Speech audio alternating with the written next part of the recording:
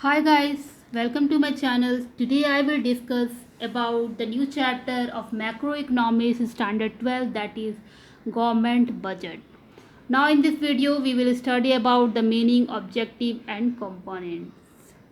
Before the starting video, I would like to say a very good day to all of you. Now let's start the topic, that is meaning of government budget. Government budget को जानने से पहले हम यह जानेंगे कि उसका meaning क्या होता है। तो एक government budget is a document prepared by the government. Government budget क्या है? एक तरह का डॉक्यूमेंट है। कौन प्रिपेयर करता है? सरकार, यानी कि सरकार के द्वारा यह प्रिपेयर्ड किया जाता है।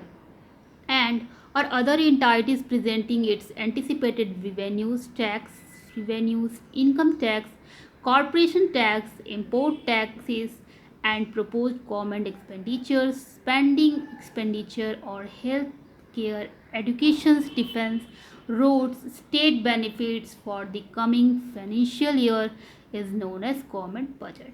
सिंपल वे में साधारण तरीके से जानेंगे हम अगर गवर्नमेंट बजट का मीनिंग, तो वो यह है कि government budget is an annual statement. Government budget का क्या है कि एनुअल स्टेटमेंट है of the estimated received and estimated expenditure, जिसका एक एस्टिमेट होता है रिसीव्ड का और एक एस्टिमेट होता है एक्सपेंडिचर का of the government during a physical year. इनकी गवर्नमेंट के द्वारा, सरकार के द्वारा एक एस्टिमेट होता है रिसीव्ड का और एक एस्टिमेट होता है एक्सपेंडिचर का। किसके साल में? तो फिजिकल ईयर के दौरान। तो फिजिकल ईयर कब से कब स्टार्ट होता है? तो physical year is taken from 1 April to 31 March, ये होता है physical year. Now the next is objective of government budget. अब हम लोग जानेंगे कि गवर्नमेंट बजट का ऑब्जेक्टिव क्या होता है, उद्देश्य क्या है गवर्नमेंट बजट को बनाने का। तो number 1, high rate of GDP. ज़्यादा जीडीपी के रेट के लिए हम लोग ऑब्जेक्टिव्स गवर्नमेंट बनाती है बजट का। Balance of regional growth, relocation of resources, provision of public goods, redistribution of income and wealth, employment opportunity and economic stability, ये सभी के कारण बजट को गवर्नमेंट के द्वारा बनाया जाता है और ये सब बनाने का उद्देश्य होता है। नाउ नेक्स्ट है कंपोनेंट ऑफ गवर्नमेंट बजट। अब गवर्नमेंट बजट का कंपोनेंट क्या होता है? तो पहले होता है रिवेन्यू बजट, फिर कैपिटल बजट। कैपिटल बजट दो तरह का होता है, कैपिटल रिसीव्ड और एक कैपिटल एक्सपेंडिचर। जिस तरीके से हमने गवर्नमेंट बजट में पढ़ा कि रिसीव्ड एक एस्टिमेटेड रिसीव्ड और एक एस्टिमेटेड एक्सपेंडिचर जो कि फिजिकल ईयर में गवर्नमेंट बनाती है, उसको हम लोग गवर्नमेंट बजट कहते हैं। तो गवर्नमेंट बजट में जो कैपिटल बजट होता है, तो एक कैपिटल रिसीव्ड और एक कैपिटल एक्सपेंडिचर, इसका दो पार्ट होता है। इसी तरह रिवेन्यू बजट में रिवेन्यू रिसीव्ड, रिवेन्यू एक्सपेंडिचर। और रेवेन्यू रिसीव्ड भी दो तरह का होता है, एक टैक्स रिवेन्यू और एक नॉन टैक्स रिवेन्यू। और टैक्स रिवेन्यू भी दो तरह के होते हैं, एक डायरेक्ट टैक्स होते हैं और इनडायरेक्ट टैक्स होते हैं, जो कि सारे गवर्नमेंट के द्वारा बनाए जाते हैं। अब हम जानेंगे कि रिवेन्यू बजट क्या होता है। तो revenue budget is an estimate. ये क्या है? एक एस्टीमेट है of the government estimated revenue received and revenue expenditure for a period of 1 financial year. एक साल के फाइनेंशियल ईयर के लिए जो गवर्नमेंट एक एस्टीमेट बनाती है रिसीव्ड और एक्सपेंडिचर का, वो रिवेन्यू बजट कहलाती है। तो revenue budget covers revenue items, किसको कवर करती है? रिवेन्यू आइटम को, which are of recurring nature and are non redeemable. Revenue budget contain the following: revenue received and revenue expenditure. Revenue received और revenue expenditure को revenue budget जो कि है contain करती है। Revenue received neither create a liabilities और nor lead to reduction in assets.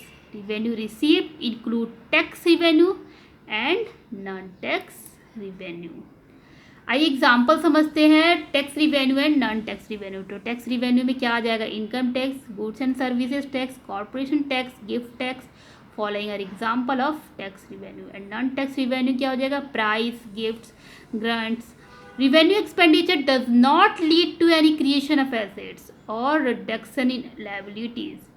It includes plan expenditure and non plan expenditure.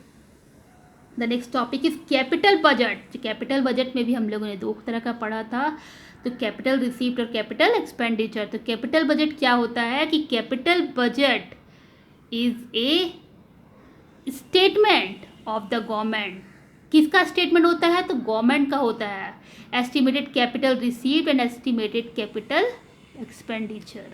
तो capital budget covers capital item. कभी कैपिटल बजट किस चीज़ को कवर कर लेता है? तो कैपिटल आइटम को, which are of non recurring nature. Following are two components of capital budget. अगर क्वेश्चन पूछा जाता है कि कितने कंपोनेंट होते हैं, how many components of capital budget, तो that is two component of capital budget. The number one is capital received and number two is capital expenditure. Capital received either create a liability or lead to reduction in assets.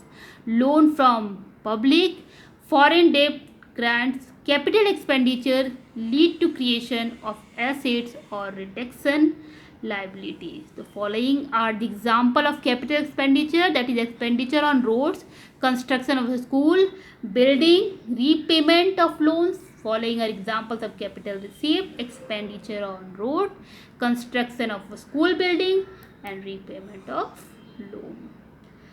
Now next is difference between tax revenue and non tax revenue. दोनों के बीच में difference क्या होता है? तो sources of public revenue दो होते हैं, एक टैक्स रिवेन्यू एक नॉन टैक्स रिवेन्यू। तो tax revenue is charge on income earn by the individual और इन इंटायरिटी, यानी कि direct tax, and the value of the transaction of goods and services indirect tax. On the other hand non tax revenue is charge against services provided by the government. Now come to the difference between direct tax and indirect tax. The basis of differences, the meaning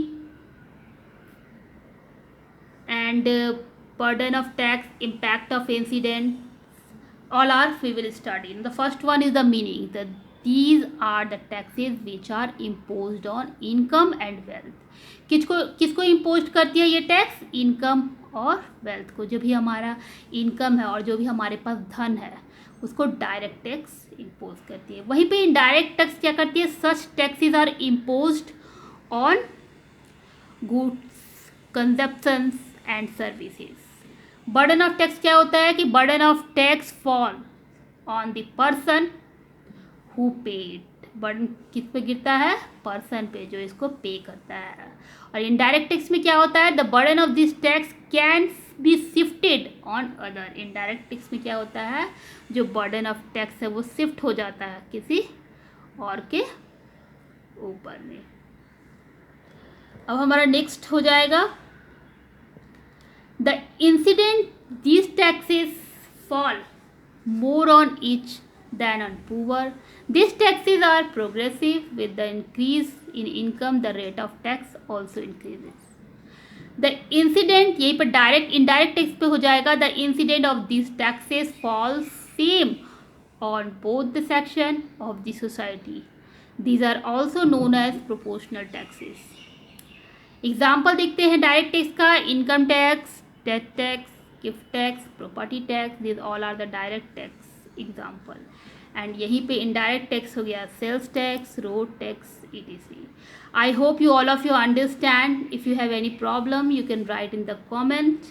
And if you like the video, subscribe the channel, share with your friend. Thanks and thanks for watching.